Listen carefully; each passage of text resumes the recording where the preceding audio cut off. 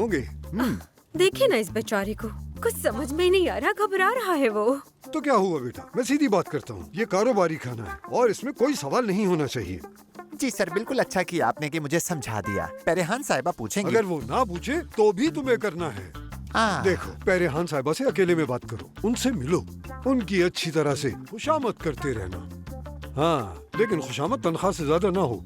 मैं लोगों को उनके जायज हुकूक देता हूँ, अभी इंसानियत बाकी है मुझ में। मरजान साहब कहाँ हैं? साहब कहा?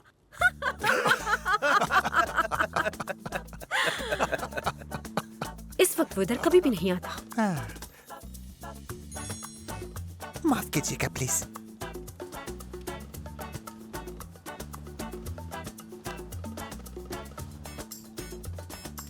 मुझे आपकी मदद की सख्त जरूरत है।